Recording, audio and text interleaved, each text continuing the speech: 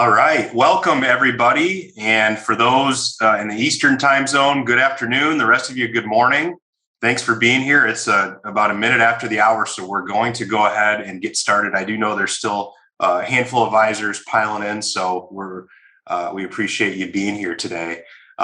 Excited for the next 45 minutes. For those of you that have been with us monthly as we've been doing these, we've really been having a lot of fun. And last month, we started by introducing kind of a new format where we take more of a live advisor case study approach. And that is where we are headed again today. So we're going to be joined in a moment by our friend and advisor, the founder of the 611 Group, Tax and Wealth Advisors, Willie Schutte, as well as my colleague, Mark Mersman, our Chief Marketing Officer. And today what we're going to do is we're going to get to hear from Willie what he's been up to pre-COVID, during the pandemic, and now as we're getting back into the new normal, what his plans are looking like. And what's really incredible about Willie's story is the growth trajectory that he's been on since he's been partnered with USA Financial the last few years. Most notably in 2020, the year of the pandemic, Willie grew his business revenue by just over 51%. So we're going to get to hear about some of the different tools and systems and processes that Willie has engaged with, before the pandemic, during, and now, what his plans are post-pandemic in this new world of marketing that we're into. So along the way, you're going to be hearing reference to a lot of different stuff. You might be hearing about our Fill the Room seminar system, about some of our different practice management programs, like Advisor Protocol and some of the branding and business refinement work that we do there, some of the client experience stuff that Willie's been up to, other marketing avenues that are not live event workshop related beyond seminars, and also some of the different changes that Willie's made to his practice. So what I want all advisors here to do today is, as you are enjoying this conversation with Willie and Mark, make note if there's something that jumps out to you, something that's been referenced, tool, system, process, technology, make note of what that is. And we want to make our team available to you for a 15 to 20 minute demo of whatever that might look like. And then also so that we can kind of give you a backstage tour as to what that might look like for you in your practice. So there's no doubt there'll be a couple of those that'll jump out. Just be sure to write them down. Just a couple of quick housekeeping items before we get started. At the bottom of your screen, you see a little set of bubbles that says Q&A. If you have a question that you would like Willie or Mark or myself to address during today's discussion, please type it in there. We're going to do our best to address anything live that we can. However, if we're not able to get to the volume of questions, we will be reaching out to you after today's presentation. So we've got until about 12:45. I've just taken 5 minutes of that. So I'd like to kick things off and ask Mark and Willie, you guys can go ahead and turn on your cameras and unmute yourselves. And I'm officially going to pass the torch to you fellas. Willie, thank you for being here. Looking forward to the discussion. And Mark and Willie, take it away, guys. All right. Thanks, Matt. And I guess I'll get started by kind of just reiterating a little of what Matt said and thanking everybody for taking some time to join us today. And thanks to Willie for blocking a little time for us to pick his brain. Before we dive into the conversation with Willie, I wanted to share a quick little backstory. Whether you realize it or not, Willie, you have been connected with USA Financial, or you first got connected with us, I think, in 2006, if my records were correct. And at the time, he was working with another advisor through his office. And then after a few twists and turns, Willie is now the founder and primary advisor with the 611 Group. His home base is Cleveland, Ohio area, but he has clients and staff scattered throughout the country, which is certainly something we're going to touch on. So, Willie, let's start by digging into your practice a little bit. So if you don't mind, give us kind of an overview of your business, who's there, and who it is that you typically will focus on in terms of a client. Okay, so we'll use that last question and start that first of who we focus on. We primarily work with pre-retirees and retirees is our general focus that we work on. We do some small business owners, and top of the table professionals and executives are some of the earmarks that we're looking toward. So I've primarily built my practice initially in seminars and using workshops throughout the course. Again, back in 2006 when I started with you guys and found you for the last firm I was with. We were doing a tremendous amount of seminar marketing then, and I still do seminar marketing now. So give us a little sense for your team and where they're physically located, because I think that will help to set the table for some of the conversation in a moment on some seminar marketing in terms of what you have different folks doing and how you structure some of that. Okay, so the pandemic offered some unique opportunities that I believe happened, which was the channel of people that I work with, the pre-retirees, especially retirees, technology, they get to a real small channel. They might look at Facebook. They don't even know what Snapchat is. They have no idea what TikTok is. Okay. They don't know any of these. So they're in a pretty narrow channel. When I left Evansville, Indiana to move up to Cleveland, Ohio, where I currently am, my key employees stayed down there. So we started working remotely. And many industry leaders said, that's not going to work. That's not going to work. You can't keep your base down there. And I truly believe that I had a great relationships both with my client and my key person. And it has flourished since then. Okay. I had a multiple to buy the business at, and I've flourished since keeping that block of business and still maintain that block of business. I moved up here and I have a 3/4 time person that helps me from day-to-day information. Then just recently added on a new staff member from Kansas City, Kansas. I think she's in Kansas. Yeah. Yep. Kansas City, Kansas. So I also decided to work remotely during COVID and went down to Florida this past winter, talked to my clients about it, just told them, hey, you see me face to face. By what I was going back to is the Zoom opportunity or remote meeting access really opened up because that generation who didn't like to do that were forced to have to go onto that platform in order to see their children and grandchildren and potentially friends. So I took advantage of that and said, hey, we're now going to be doing this more on a remote basis. So I ran for 6 months this past winter, remote meetings with all of my clients. So I know the answer to this, but I want you to touch on it a little bit. If you didn't pick up on it, Willie he did just purchase a condo down in the Florida area. You did kind of take advantage of the pandemic. I think that you're planning for this to be your ongoing business model, correct? In terms of what's your intentions, how long you'll be down there? And I'm curious, what was the response? And did you have any negative feedback when you kind of told everybody, hey, I'm going to say goodbye to Ohio for a few months of the year? What was the take on that? Well, first, yes, I plan on doing probably longer in Florida. I live right off of Lake Erie, and it gets a little gray still in May, so we're looking at extending through some type of May. I'm planning on doing 6 months, maybe 7 months in Florida, 5 months here. All depends on where it was. I lived in Florida. You can see my little poster in back. We were talking about that. I lived down there 30 years ago, so I understand summers aren't the greatest place to be. I love the Midwest summer, shall we say, 75 and sunny.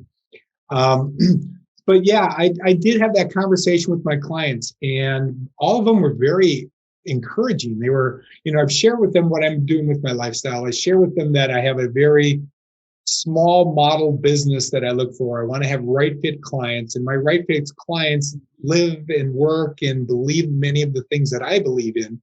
And as a result of that, I also wanted to be the leader for these clients. Because many of my clients have said, I think I should get down there. I should get down there. And I've actually started leading the charge since I've been back. I've seen them all face to face and going through the end of the people I need to say face to face. And I'm really talking with them as one of the areas of, hey, we've had this conversation. Let's do it. I can help walk you through that process. Start with 2 weeks, start with a month, something like that. You don't have to do the deep dive that I did. Right. So I'm trying to lead my clients by example of what retirement's going to look like while I'm still working. Yeah, I mean, you think about it, and we've all been dreaming about it. I mean, during our working years, we all kind of have this utopia idea of what retirement is. And then so many people get there and don't take that step to just do it. And it is kind of cool that you're now using yourself as the poster boy for, hey, follow my lead on this deal. And you can pull it off, which is really cool. And so you didn't get any resistance. Have you started to pick up some clients in Florida, and what's your thinking with what you're gonna do with the Florida business? Well, it's kind of interesting with the business. You know, seminars is where I built my practice on. I still do seminars, but I'm getting a lot more introductions now at this stage of where my business practice is. So I told some clients here in Cleveland, I'm onboarding 3 clients right now, one in North Carolina, one in Wisconsin, and one in Florida. Okay. All of them were introductions from people either in Indiana, where my first base was, or clients in my Cleveland area. Okay, so it's kind of interesting. Right. I am onboarding one person locally in Cleveland, but I onboard anywhere from 12 to 13, 14 new families a year. So I believe what it is that introductory opportunity and the ability to do it remotely has opened up quite a bit. I mean, as you know, I hired this gal from Kansas City, and I've never met her face to face. I onboarded 5 clients last year, and I haven't met them face to face. Okay, and they're okay with that. They're comfortable because it was an introduction from somebody who has done well, and their planning is great, and they, sang my praises of how we were able to help them get their retirement started or during their retirement. Right.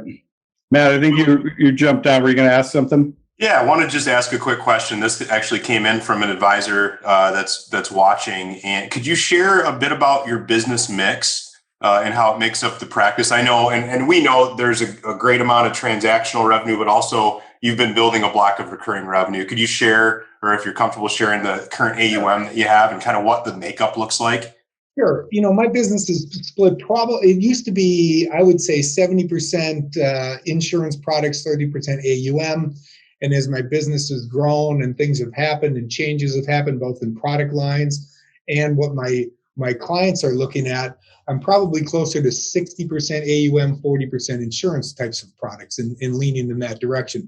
But I do love the insurance products. Don't get me wrong. I built my foundation on it. Your asset cycle portfolio system was just rock star stuff. I mean, that was what, 2006 we said, Mark? So yeah, it's been that long, I left for a little while. The other group was promoting something that they used a different term of, but it was the asset cycle. And I had already learned that from you guys. You were kind of leaders in that. And I love that concept. Very easy concept for clients to understand. I've adapted it to what my needs are, my clients' needs. But, so it's probably 60-40 now is what it is. And I'm trending around 35 million of AUM and probably around 40 million of insurance products that I've written through my career. Okay. Okay. In this past year, I know you had a really good year. Is there anything that you would point to that you did in 2020 that you think, hey, you know what? As I look back at 2020, I mean, I can remember having conversations early in the early stage of the pandemic, and it was, I know that you were pretty confident in terms of how things were going to play out. But is there anything that you point to that, this really got me through the pandemic and is something that I'm going to continue to run with? Yeah, I think with most of us, I would assume most of us, we made, I did the deep dive. I remember my wife sitting there after 9 hours of having client phone calls day after day after day after day, because it was new.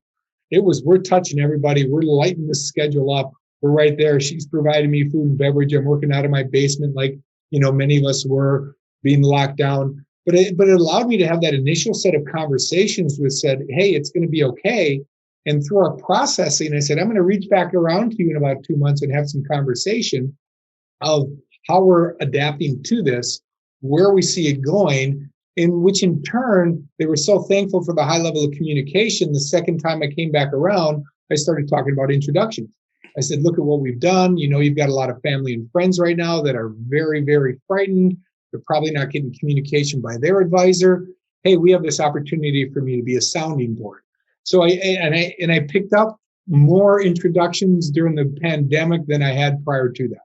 Yeah. So, folks, if you just caught that word that he used, or the phrase, the sounding board, we did a webinar a few months back, and Steve Phillips had joined us, and we touched a little bit on the sounding board process. If that's of interest to you, certainly connect with us, because there is a kind of a scripted process behind that, and I know Willie's been a really good student of implementing that. I think it's one of those things that you hear it sounds so simple. It makes a ton of sense, but most people just don't do it. It's, I think overcoming that discomfort or uneasiness of asking for that, that introduction is the step one. And I know that this process kind of gives you some of the verbiage to do that comfortably. Let's shift a little bit into seminar marketing, because you alluded to the fact that seminars were a big part of how you built your business. When you started the 611 group, it was a big part of how you built your business there. You've done one seminar now since the post-pandemic. I want to touch a little bit on that, because I know I pulled some of the stats. We mailed about 2,800 households, had about 33 reservations. You experienced a bigger fall off from RSVPs to attendees on this one, if it was kind of interesting. We did more than I thought. It was still, I'm an early adopter. I'm going to be out there. Mark and I know this, and Matt knows this, and I'm out there saying I think it's time. I'll go early. I'll lead the trend. I'm not going to wait too much in that situation. And I think one of it was weather. Okay, we were up here in May, and we had 16 days of rainy, cold weather, and all of a sudden that day it was 75 and sunny, and it snapped.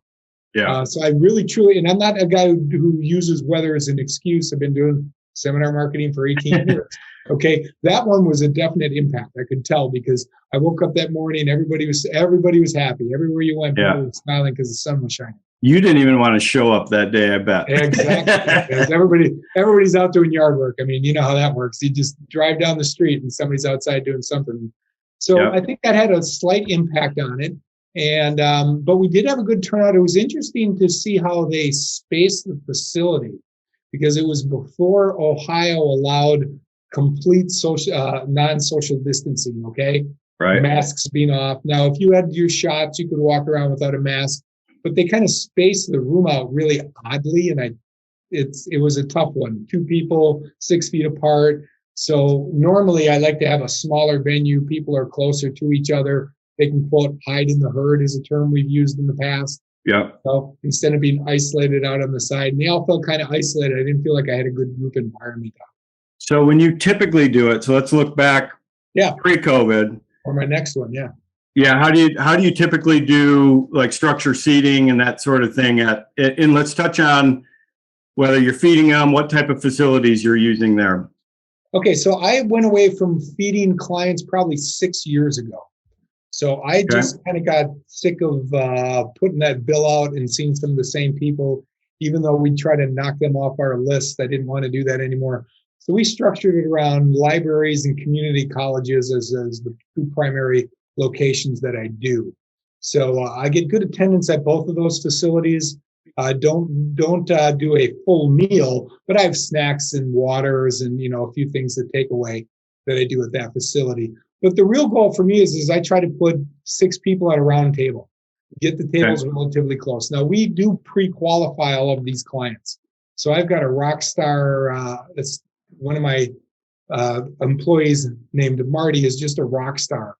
She calls them up. We have a specific list of questions, and I still laugh to this day, and so does she. It's amazing what people will tell me.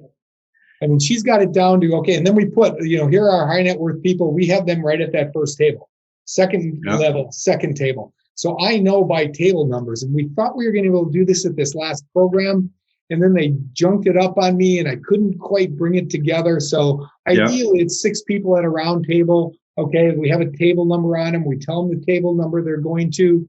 We do the pre-qualifying, and then I know those key high net worth people prior to even walking in. I know where they're sitting in the room. And let's touch a little bit on some of those questions. What is, and you may not know all of them, but what is the general sense, and what are some of the things that, well, I guess, what do you find out? Like when you end up showing up and enough about them, what do you typically have what do you typically know about them? Well, we find out their age, number one. Where are you in your work career? Are you currently working? So we can kind of find out what they do from a business. And when we ask them what they do, they start telling us, well, I'm an executive vice president, or I'm clerical here, or whatever my role is. I'm a small business owner here. Yep. And then we ask them if they've owned their own home, which we already know, but some softball questions to start. And then we ask them what their net worth is liquid investable net worth. Okay. Are you over 250, under 250? And the millionaires love to brag, man. I'll tell you that. They are and that's the one Marty's told me. She says, those people with a lot of money have no problem telling you how much they have. And then they'll tell us what they have in IRAs. I mean, it just falls out of their mouth.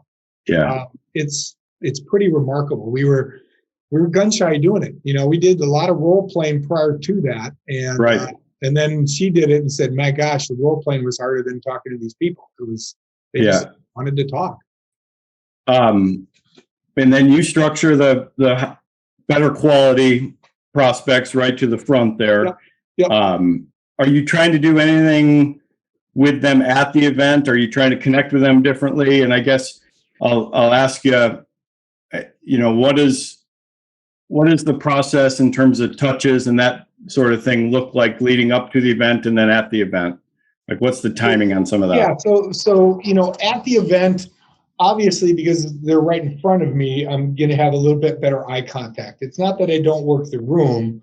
Before I was working the room, just trying to figure out from watching people, asking questions, Roth IRAs in a seminar, right? If somebody's kind of nodding their head, they've got some familiarity with it. If they turn their head, okay, they right. have no idea what I'm talking about, probably don't have a lot of money. So I was trying to figure that out as I was going through the workshop.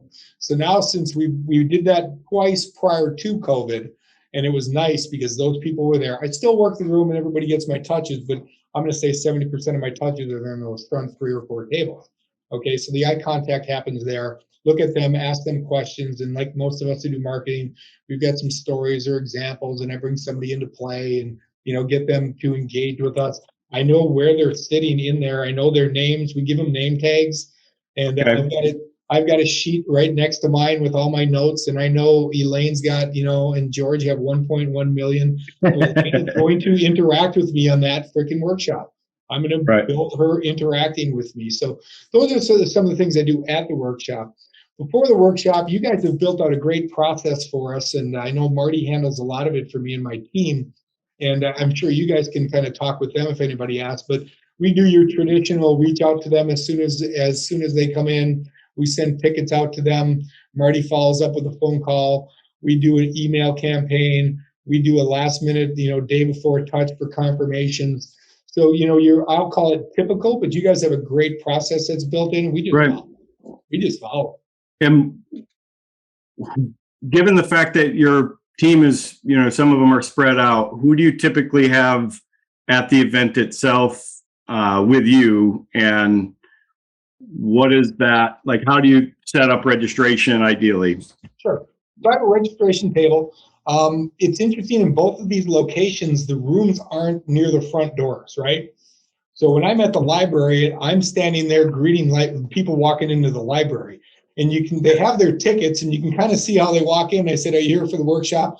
I introduce myself. I guide them to where the room is, and then they go down, and then they're greeted actually by my wife.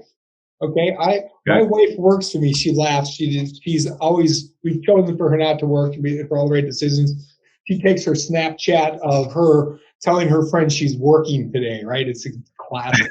It comes in every workshop. It's beautiful. And she sits behind a registration table. And then what's the cool part is I weave her into the story. Obviously there's always parts about introducing yourself and family. All of you met my wife, and they have no idea it was my wife. So that's the registration there. I guide them to it. I introduce that. There's a number of different ways of doing it. I've had it before. I've had another staff member there, and then they walk up and give me all the highlights of who he is and what he's doing. And I just kind of went back to what's me. Okay. And what works for me is just this little soft 2 people being pretty easy, nothing real hard on them, and just being who we are. And what does the intro look like for you? I mean, so you get into your presentation, or you're going to introduce yourself. how long do you spend on your intro, and what are you trying to accomplish with those first 5-10 minutes? Well, some of the stuff I bounce around a lot, and you guys kind of know this. I'm somebody who's going to throw a lot of stuff at the wall. Like, not that I'm bored, but I've used a guy named Frank Maselli, and some of you have heard about him. And he's a seminar trainer that's out in the marketplace. He and I have some commonality on some things. So I took one of his intros and modified it a little bit to my needs. I don't really talk too much about my firm till the end. Okay. Personally, I don't believe I've been warranted to say who I am until I've given them some education through the process. I flipped that around. I used to do it more in the beginning. And then the last few years, I've flipped it more to about 3/4 of the way through. I start talking a little bit more about my firm, who I am, and what I'm doing. Okay. And are you getting into much about you at all in the beginning, or are you trying to hold that really, no. till halfway, 2/3? I used to, but now I don't. I just go right for the education side. Okay. And then obviously then at that point, you then deliver the presentation, get into it. What does your close consist of? How are you asking for the appointment? And I guess at that point, what is your appointment setting process like, as you exit the seminar and then follow up? Okay, so back in the day when we started with you, we called it the blue sheet because for whatever reason, somebody printed it in blue. Yeah. Right? So we have a file in it called blue sheets. Okay. So I don't even know if we use blue now. We don't use blue in some senses, but we still call it the blue sheet, right? So it's just some general information. So in the beginning of the workshop, I go through 20% of it and say, hey, we're going to stop here for a second. You have the opportunity to do a one-on-one appointment with me if you choose to, if that fits.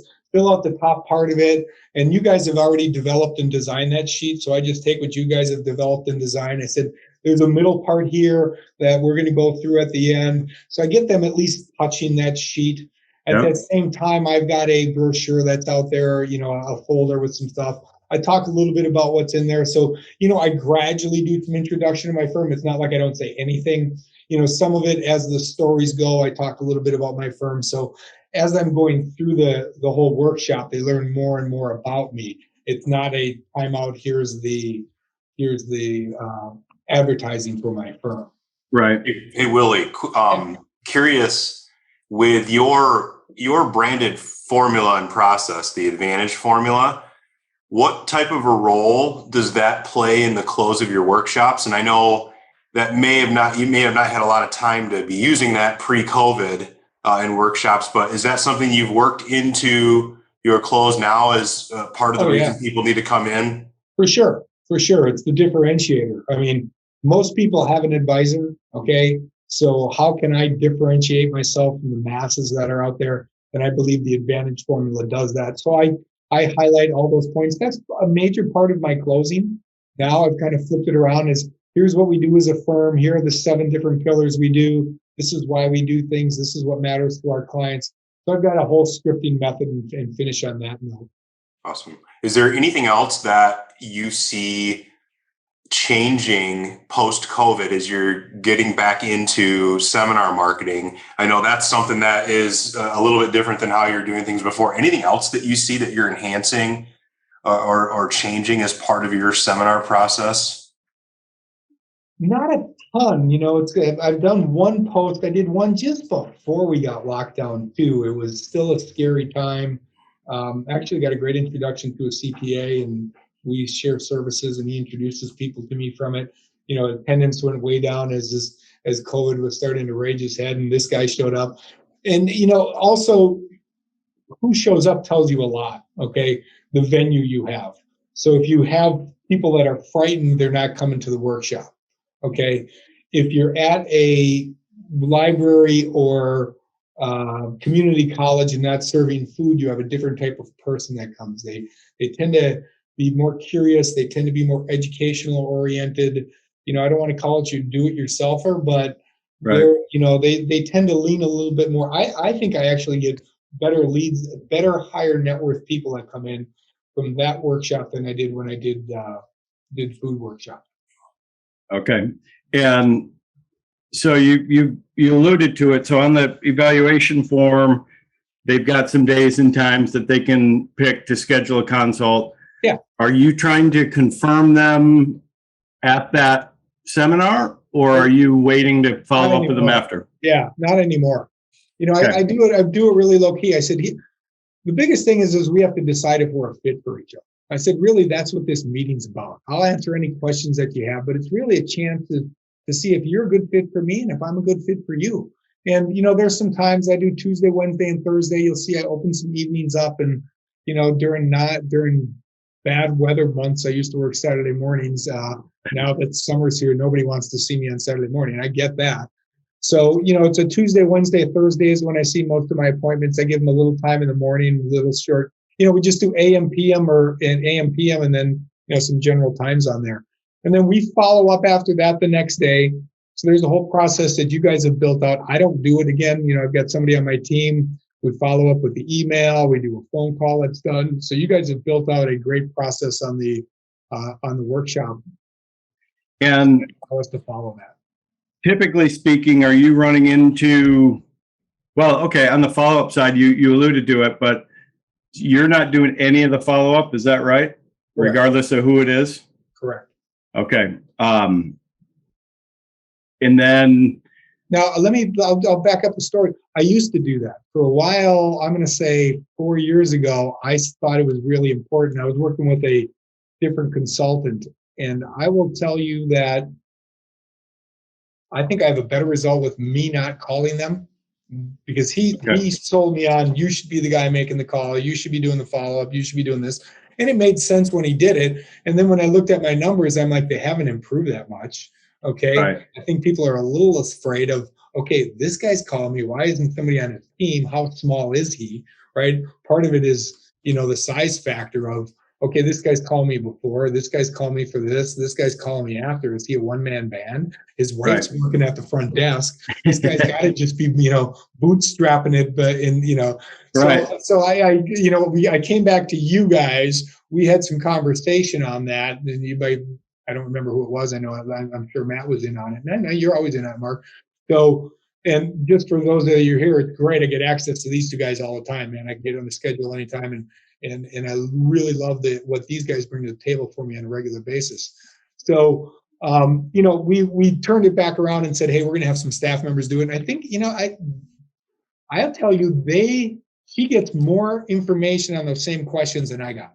Yeah, I think that she can probably ask. They're afraid of me asking questions on their. She can ask some questions that won't seem as intruding as if you did it, maybe, or. Right, I truly believe that. I mean, we had some of those questions built out. We, you know, collaborated with USA and built out some better refined questions. And yeah, she just grabbed so much information off those that before they were like, and you hear that, and all of a sudden I was already putting a little bit of a roadblock up when, you know, I'm going through that personally. So yeah, I went totally different direction after I joined you guys. How do you envision weaving in the Zoom meeting, for lack of a better term? Are you offering that at the seminar now? Are you trying to encourage that or steer people that way? How do you envision the whole virtual remote meeting working out? So we do offer that as an opportunity if they want to. Okay, you can meet with us either in person or you can meet with us in a remote Zoom fashion. Most of the people that are coming personally want to meet personally, if that makes sense, in a workshop like this. So that's where our timing of our next event that's coming up is trying to time it before I leave, because I don't want to get them through the onboarding process and, you know, we're right at the end and, well, I'm leaving to Florida and I have to leave. You got to, you know, meet me from a Zoom concept. But I do, you know, I've onboarded new people throughout this process and said, here's how it works. After we're done here, every quarter we have a Zoom meeting that's scheduled, and on an annual basis, you're going to see me. Now, if I'm in town or you have an emergency or something of that nature, we'll have that discussion. But I have been away from a block of business in Indiana for going on our 8th year. Okay.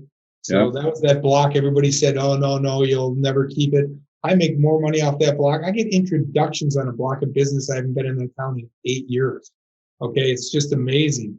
So, but you also have, Willie, to that point, you also have a team member that's there in Evansville, and Gail's great. I think that, you know, she's been with you for a long time and she's been in the industry. and I think the people love her. Does she ever meet with them one-on-one to kind of give that face-to-face touch, or is she really just more in the background for you? She will a little bit, but we went, we got rid of an office because, I had an office there and I'd show up twice a year. I rented it 52 weeks of the year to be there for 3.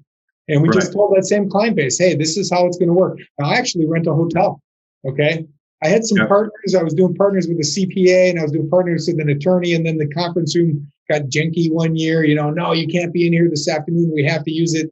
So I said, I got to, it sounded great in theory and it did work for a while. And then I just said no. So all my clients go to the major hotel. They walk in and they go to a conference room that's right there.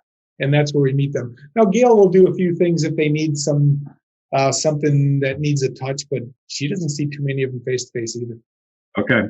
So I guess we've got a handful of minutes left. I want to touch a little bit on your appointment process.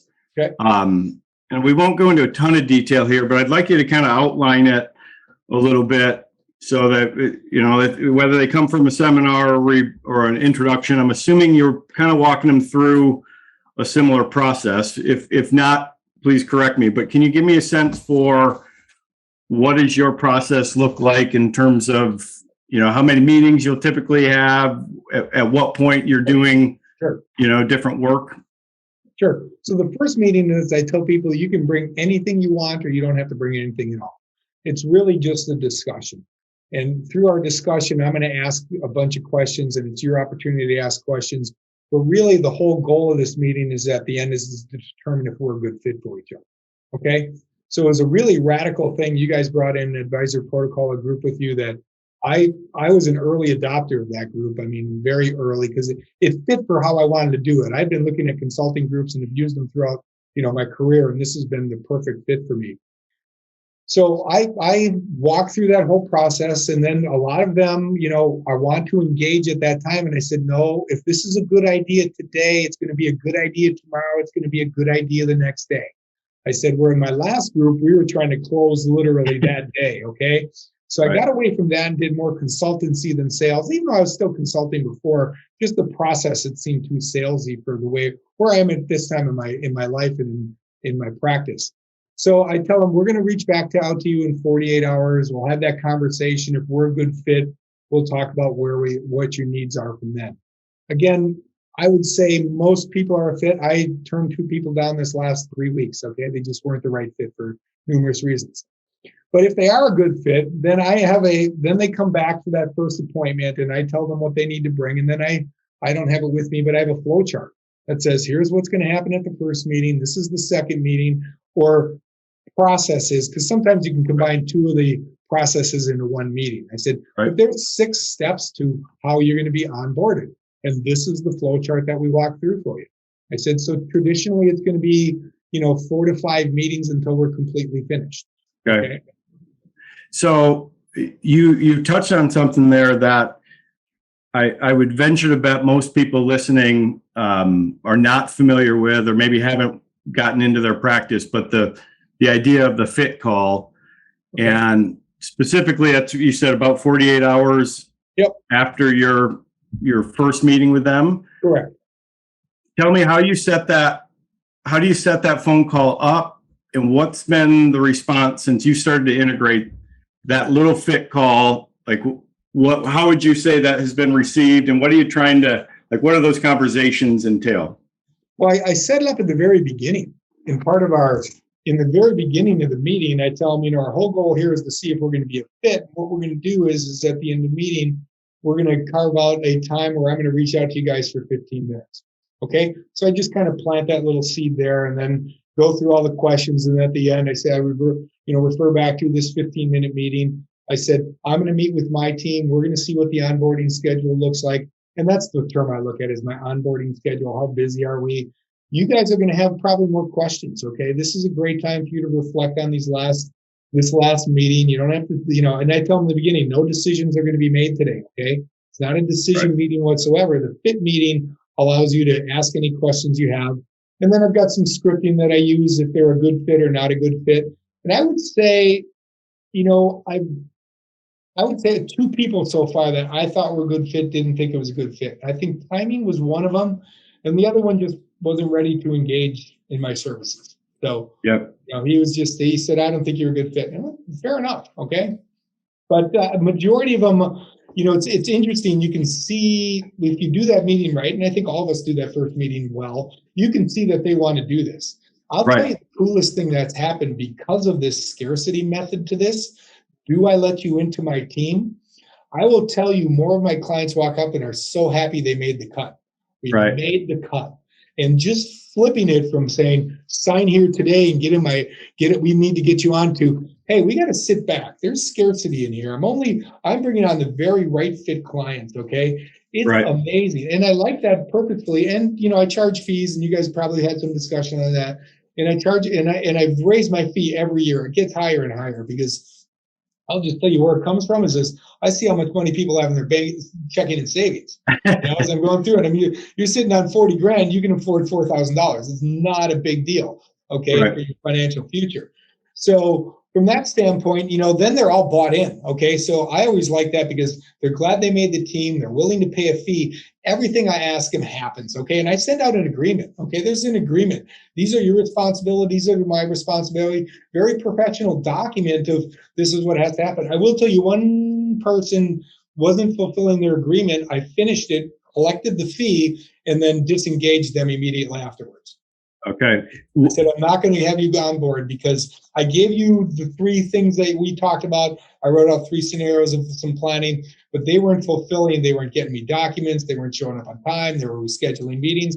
And I'm going, there is no way I'm engaging with this person in my practice. Right. So that fit call, are you doing a Zoom meeting or are you doing a phone call or how? Okay.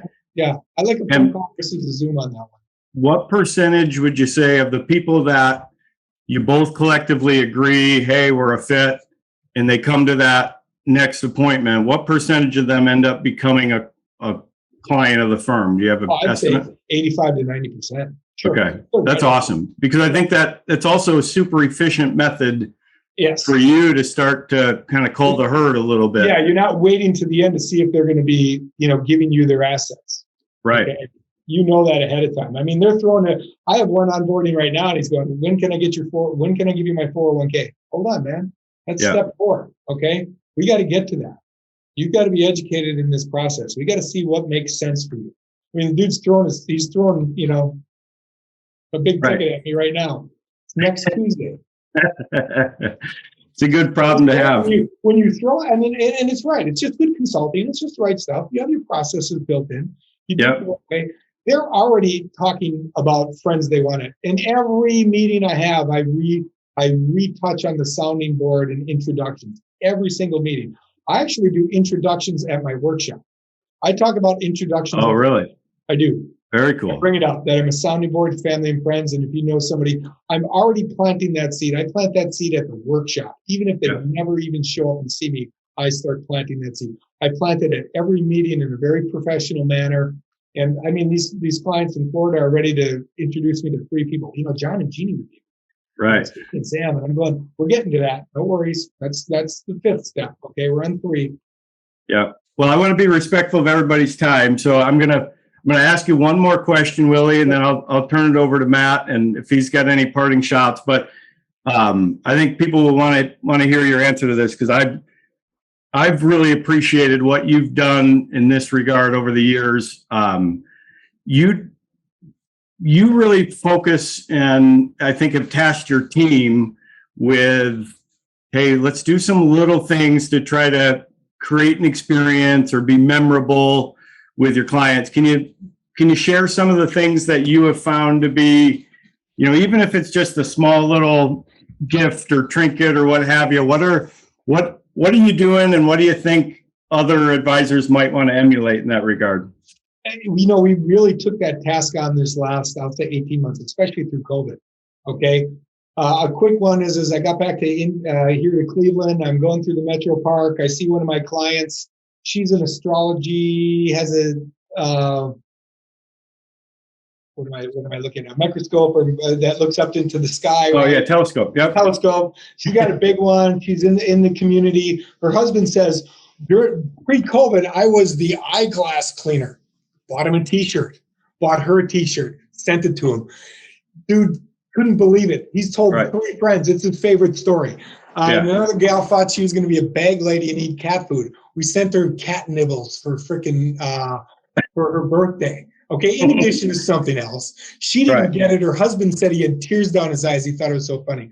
So we Yeah. capture those little moments, send those little gifts. They're not expensive, $5, $6, $10, you know. Right. But every time, I mean, the intellectual property is what you know about your clients. That's where the value is. Okay, Yep. so, and we have captured so much of that data and sending out little cool things. We just did lumpy mail, something I learned from you guys. Yep. We sent out a Father's Day card with beef jerky. Oh, cool. Text messages. Okay. Yeah. And even one of my clients said it's lumpy mail. They actually called it lumpy mail. Oh, really? Yeah, that's some lumpy mail from you. I know. So, you know, things like that. I did one. My wife collects sea glass or beach glass. And so I found a really cool poem that talked about beach glass, and it's as you're aging, it softens the edges and the colors. And I took 7 pieces of beach glass and gave it to my single A's and triple A's, or double A's and triple A's in January, right? And put it in different, you know, it's the middle of winter and they're getting beach glass with the little stuff. Yep. So yeah, all those little fun things, they're fun, and my team really likes it. You know, and you've asked them and kind of told them, hey, be on the lookout for opportunities like this. And they're all run with it. Yeah, that's really cool. And honestly, I think those are the things that, I mean, you'll never really be able to quantify the success of them, but you just know in your heart that, hey, this works. I've gotten a bunch of introductions, so I keep, you know, I stop. So yeah, that's really cool. One of my biggest ones, I got some golf balls from one of my companies, and Matt's a golfer over here. They were Pro V1s, and I couldn't tell you what a Pro V1 hits like to another freaking titleist. Right there with He's you. a big golfer, right? And I said, Jack, here, you can have these. And he got lumpy mail, and he's introduced me to 4 people, and he loved it. He just said, hey, man, I'm so glad I'm part of your team. And this guy has other professionals, and I know more about him than any professional he has. I know absolutely everything about him and his children and his business. And he started off like, I don't know if this is the right guy. Now I'm king of his professional. He goes and meets with everything. Yeah, it's really cool. Absolutely. Well, I'll say thanks to you, Willie. I appreciate you spending some time. I knew we wouldn't have any trouble filling the time, so I'll hand it over to Matt, and Matt can share some final parting thoughts here. Thank you. Everyone that's still here, stick on for the next 30 seconds. There's a couple things I wrote down that I think are really worth remembering here. And these all came out in the conversation with Willie. He mentioned the asset cycle. He mentioned his sales and appointment process and how he's charging fees. We talked about the Fill the Room seminar system. He talked about his meeting process, the flow chart, the sounding board. What you heard about advisor protocol and the advantage formula. And those are all born from work that Willie has done with us as part of the advisor protocol process. You know, if an advisor wants to learn how to charge fees, we have a process mapped out for that. Our seminar process, soup to nuts, we have the whole thing. So what I would invite anyone in attendance that would like to take a closer look behind the scenes at what this stuff looks like, how it worked out for Willie, what it might look like for you. We're happy to give you a little backstage tour and a demo of those things. So our team will be in touch with you to check in and see what you thought of Willie's story and which of those items that you may have jotted down, you circled that you wanted to hear about. So Willie, thank you so much for the time. Yeah, thank you. For the friendship, for the partnership. Looking forward to seeing you in person soon. Yep. I believe it when we say it now. That's probably going to be happening soon. It's nice to be saying that. So thank you so much for the time and everyone in attendance. Thanks for joining us once again. Hope you all have a great rest of your day, and take care, guys. Thank you so much. Thanks again, Willie. We'll catch you soon. Thanks, Matt. Thanks, guys. Bye.